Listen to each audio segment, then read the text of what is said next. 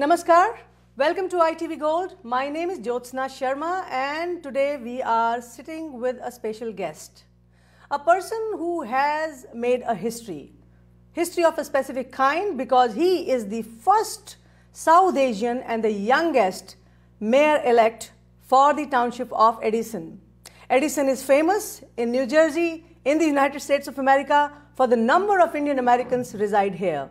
And the kind of local businesses that we have, the businesses that are occupied by the Indian Americans here, that brings it another good name. And being the mayor of Edison as the Indian American immigrant kid, this itself is historic. Today we have Sameep Joshi, also known as Sam Joshi, with us, with whom we will be interacting and we'll get to know what his further plans are. Sam, heartiest congratulations to you. Thank you very much. Thank you, ITV Gold and Jyotsna, for having me today, this evening. I'm excited to answer all your questions and any more that you may have. Perfect. I have a whole big list of questions for you, and these questions have come from local residents as well. Okay. When I told them that we are going to go live with Sam, they said, okay, we have some good questions and they have a lot of expectations from you. Yes. My first question is, after winning the mayoral elections, what next? And how would you put your promises to fruition? So it's people, that night I was very thankful to have won the election. And we left our headquarters at about 4:30 in the morning that night. I went to sleep at about 5 a.m. and I got up around 9:30 that same morning, just less than a few hours of sleep. I went to town hall, I went to Mayor Lanke's office, and we had our first conversation with the business administrator, the township attorney, his whole team, and we actually just started discussing what the whole transition process was going to be. I fully committed myself, as I said during the campaign trail, to be a full-time mayor, rolling up my sleeves. I am more than excited to work for Edison Township. I'm incredibly thankful for this opportunity, and I want to make sure that I make Edison proud for now and the future. Perfect. Thank you so much. Next question is about, you have made promises about reducing taxes, investment in infrastructure, and stopping the overdevelopment. Mm-hmm. These are your prime promises. So what is your plan of action for them? So reducing the tax burden for our residents, addressing overdevelopment, stopping unnecessary and excessive development in town, and launching municipal broadband were amongst my highest priorities, and to this day still remain my highest priorities. I'm going to make sure I work directly with the Executive Review Committee for the master plan to make sure that we can work towards a real solution on the amount of growth in township right now. We have to have managed growth. We have to have smart growth in town. The way that we do that is by staggering the amount of development that comes into town, making sure that those developers that do want to do work in town can do so at a reasonable, fair, they're reasonable and fair to the residents that are living in Edison. We just can't have, and we can't afford any more unnecessary, excessive development. And it's my highest priority as mayor. I'm going to roll up my sleeves and make sure we get to that point. All right. So Sam, we understand that you will be aligning with your team and we plan to do it. But do you think, is it a cakewalk? How tough it is going to be? What's your anticipation? There are a lot of peers who might pressurize you about certain things. There are a lot of other things. The promises that we make, sometimes they are achievable for 50%, 60%. What is the timeline or you want to draw there so that people have their set expectations? Nothing can happen overnight, Yep. So we have a very large agenda. Edison has some significant challenges all throughout town. Everywhere you go, you look at the townhomes that are trying to be built in certain parts of town. You look at warehouses that are trying to be built in certain parts of town, large development complexes that are trying to be built around town. The solution is making sure that we work with the entire team to make sure that we address these concerns, and I believe that I'll be able to do it with the help of the council. The good thing is that we have the majority of the council directly willing to work with my team as well. So it's going to be, I would say for the first time, the mayor, the council, and the Board of Education are going to be working hand in hand. I've had my conversations with the newly elected Board of Ed members, current Board of Ed members, current council, newly elected council that I ran with that were on my ticket. I'm very excited for all of us to be working on the same page together. That's going to be something that we have not seen in years, if not decades. We just haven't seen that type of conformity and a similar vision. And I'm happy to say that everyone that I've reached out to has been more than willing to sit down, discuss exactly what needs to be done. I'm excited about the future. Our transition team has been working directly with Mayor Leinke right now, as well as the current Board of Ed and council members, to make sure that we can get the agenda moving on day one, just as I said, throughout the entire campaign. All right. And Sam, this question has come from our social media. Rekha Dutt, a resident of Edison, she says, what are your plans to address the Edison School District overcrowding? And it's a hazardous situation in high schools, and nothing has been done so far to take action on the possibly hundreds of students who attend our schools illegally. The hardworking, tax-paying residents are frustrated by this inaction and considering moving to different townships. Sure. So related to resource officers that would be responsible for removing students who don't belong in our school district, that is directly under the authority of the Board of Education. And it's their responsibility to make sure that they hire an additional person if needed to go out of their way to investigate which students do or do not belong, essentially run an audit on certain students that if they think that they don't belong in this district. That's step number one. Step number two, and the most important thing, is that we need a new school system. We need a new school to be built. And I have identified with my transition team a number of locations, which I won't disclose right now. But I've identified these locations, multiple locations, and I've sat down with current Board of Ed members as well as council members to go over how we're going to strategically pay for it. We're going to make sure that we use the least amount of tax dollars as possible. If Woodbridge and Carteret can build $60, $70 million schools at zero impact to taxpayers, then we can do the same. It's about making sure that we're all three government entities are on the same page, and that's exactly what I'm trying to work towards right now. Nice idea. I mean, we hope that this comes true. And speaking about a school, bringing up a new school itself takes a lot of time. In fact, what's your timeline there in mind then? So within the first 100 days of the administration, actually very shortly, I'm going to announce my transition team. In about a couple of weeks, I'm going to announce my full transition team. We've already gotten to work. I just haven't announced it publicly yet. And I want to make sure that within the first 100 days after the Master Plan Review Committee is also announced, we start publicizing those identified locations, and we work with the council to make sure that we have the proper payment plan in place to be able to pay for the new school system. My technique, as I said on the campaign trail, is going to be maximizing pilot programs, which is exactly what other municipalities have done.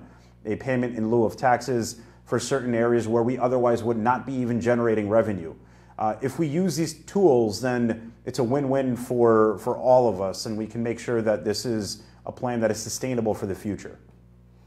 Thank you. My next question is about when we get a lot of funding, when there is an inflow of money, how do we utilize that money in the right direction without wasting it and without soliciting wrong components, and in fact, I would say element of corruption per se?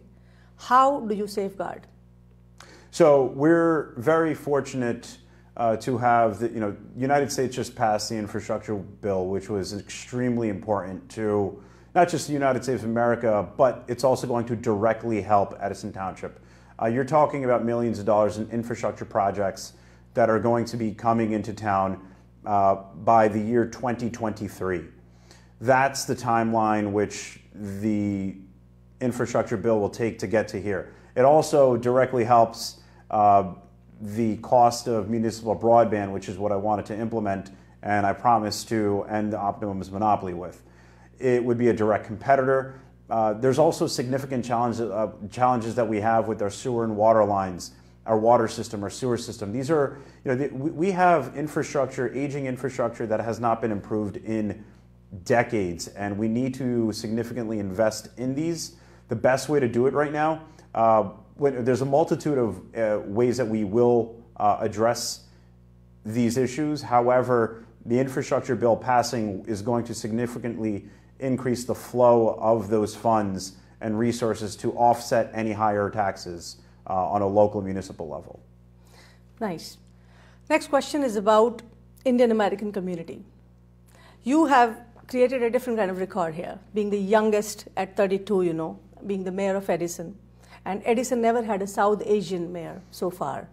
So how was it all planned, or how did it come into the thought process that, of course, Mayor Lanky did not contest this time, and how did you garner all the support that you would be the one going in? Of course, you already had a primary, you had another Indian American contesting against you, and then of course you came up. But then, what was the thought process of the entire Democratic party, the team? Please throw some insight there. Sure. So I was born and raised in Edison Township my entire life. I take a lot of pride in this town. I love this town. Edison is part of my blood, and I'm fully committed to this town. I embrace the culture, the diversity, and all different races, religions, ethnicities throughout Edison Township. That is something that all of us in Edison Township should be extremely proud of. I mean, we bleed Edison Township, we bleed American. That's it. That's at the end of the day, we are all 100% American, and what we can take a significant amount of pride in is knowing that we have more cultures represented right here in Edison that we can learn from. We can learn we can learn about the beauties of other cultures and things that you just would not be able to in other parts of the country.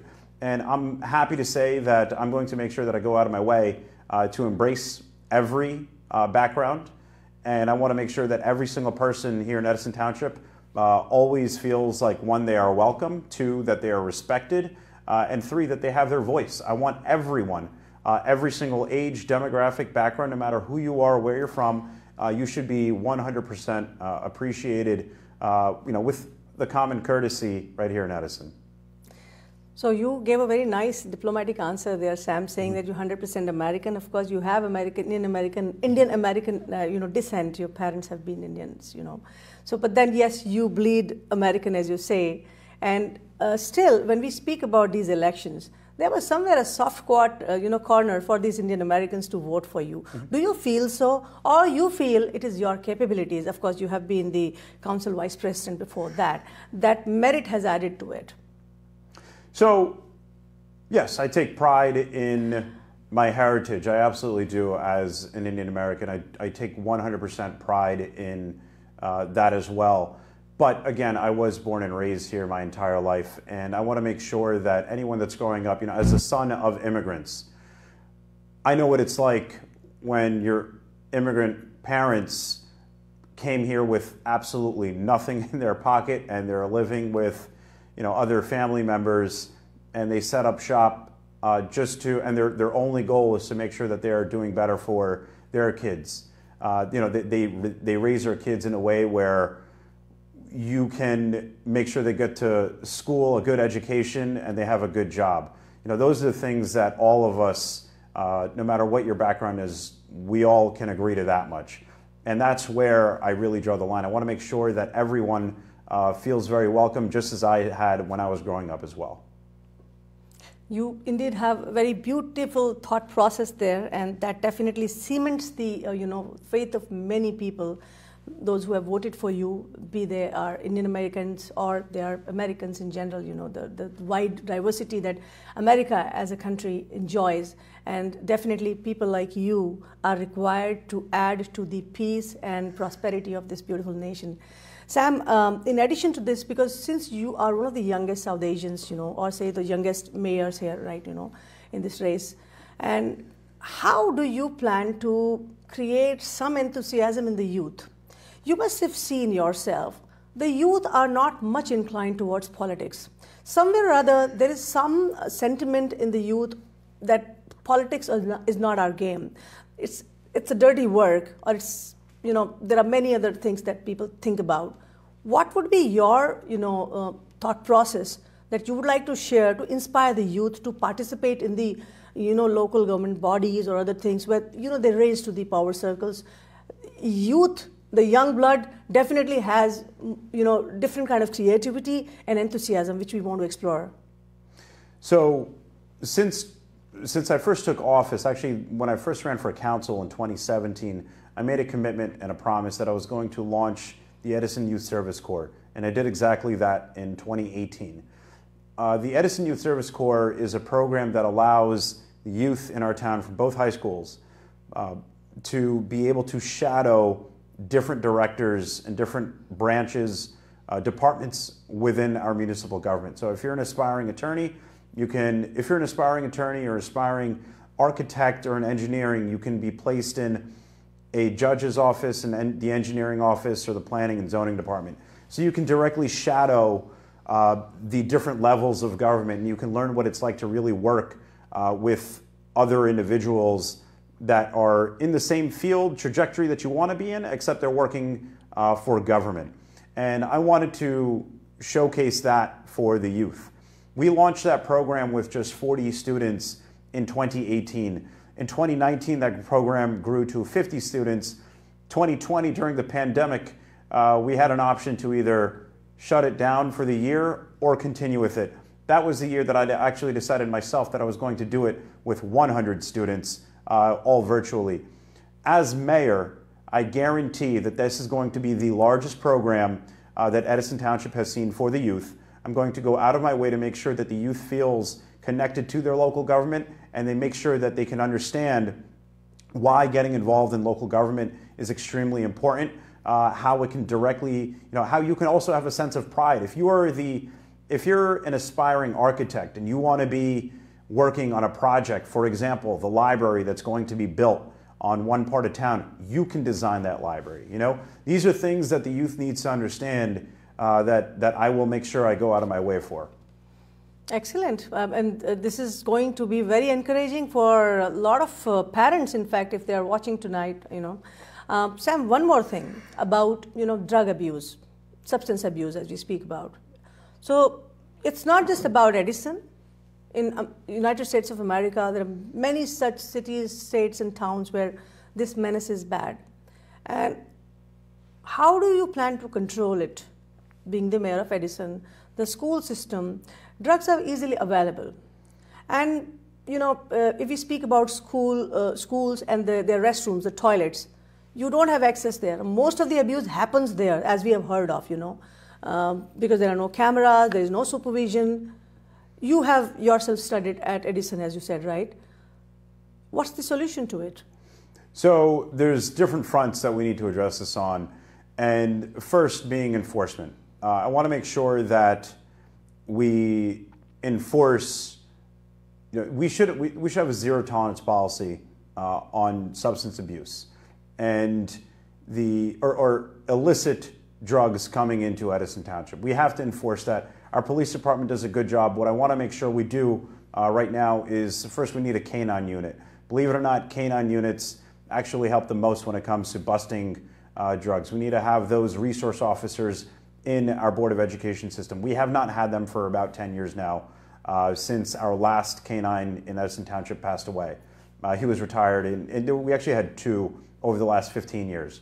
But we need to make sure that we get a canine unit back, implement them in our school systems, and then apart from that, right, apart from the enforcement side of it, we have to make sure that our students and our youth are engaged in extracurricular activities.